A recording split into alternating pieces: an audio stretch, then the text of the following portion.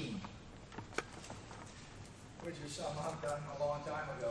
But that's another story. My age. Let's see where I'm at. Okay. Peaking. Peaking refers to the timing accuracy of skill. Keep your minds open here now. These are just concepts. We're going to talk about how to do this, how to max these skills out later. But I'm trying to give you a formula for ideal models, how you can model in your own head and continually refine the models. You know, I have ideal models in that book there. They're not perfect. They're the best that I have to offer, though. And I know that as time goes on, people will refine things and find ways to make them even better, more efficient, more effective. And that's our job, sort of, as coaches. Okay, peaking. Let's take a forward roll.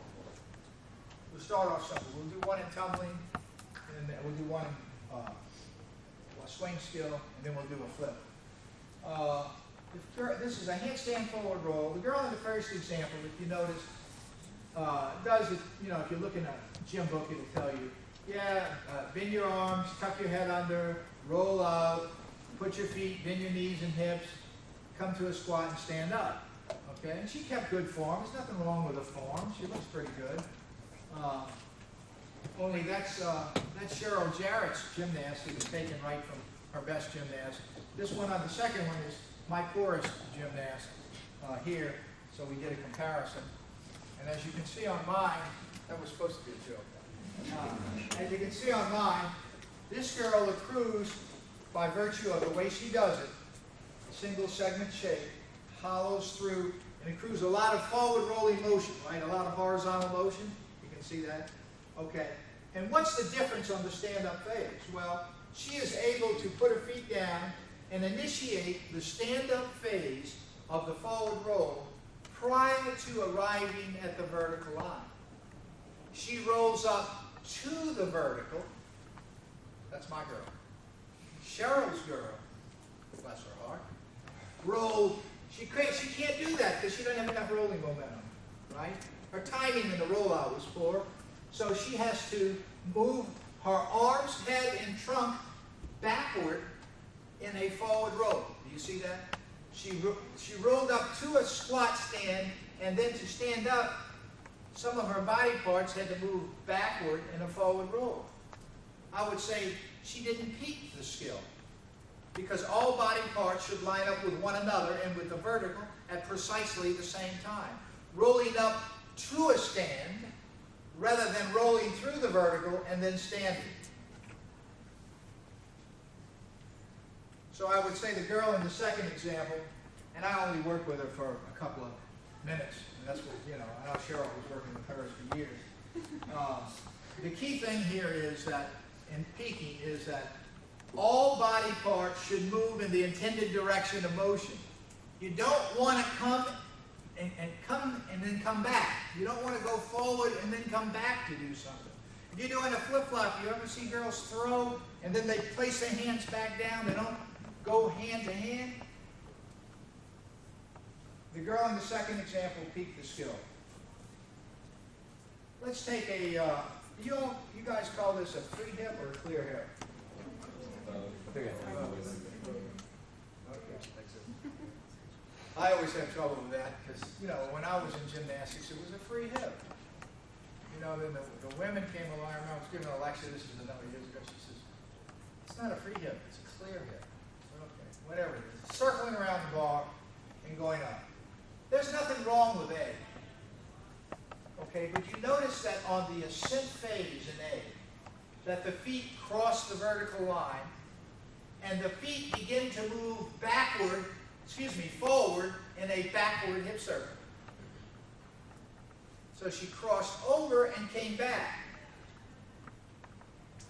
That would be like doing a back row where you just put your feet behind you and you chipped up to a handstand, like a back kip on the ground. But if you roll fast enough, if you get enough backward circular motion, then you can begin to initiate, execute, and then complete the entire backward hip circle such that all body parts line up with one another, slamming against the wall at the same time. And if you watch the two, you would say, They both kept form. They both had handstand arrival. But for some reason, I don't know why, this girl here, Jerry's girl, looked better than Cheryl's girl. You know, you'd say, I don't know why. There's something about that guy. Well, that's the something right there. To the mind's eye. The mind's eye likes the symmetry of movement and the directness of where you go. Okay? They don't like a wishy-washy. You know, yeah, I'm almost there. Oh, you made it. Oh, great. Good job. You made it. But it doesn't look as good. It looks childlike. It doesn't look like a matured movement pattern, if you would. So the thing is, that's an important one. All body parts should line up with each other and the vertical at precisely the same time. There's another reason for this too, that if you're doing any other types of skills, like free hip hop, free hip line change, any type of movement, this sets you up infinitely better to do that. Now, a girl can have a free hip like that and then do a free hip line change, and she'll be able to do it, but she'll never have the consistency for handstand arrival that this girl will. Okay? So the point here, performing the skill is a product. I can do a free hip. Refining the performance is a process. So you want to strive for ever better movements that you already have, that you've already learned. The round-off that sufficed for the level 8 girl to do a layout back. And the round-off looks fine. It's directly over the top. It looks, 1-2, she snapped down good, her trunk was up, she does flip-flop back, it looks really good. That's a great round-off. You got a round-off, don't change that. You got it. You've got it. I'm telling you, she doesn't have it. She has it well enough for the layout back. But the round-off that sufficed for the layout back is woefully inadequate for the full in, full out that one day she will have to do. You follow where I'm coming from? In other words, yeah, it's a good round-off, but it still can be improved. And I can show you ways how it could be improved on any round-off. How the trunk should be rapidly rising up as the feet snap down. How she's standing tall at impact.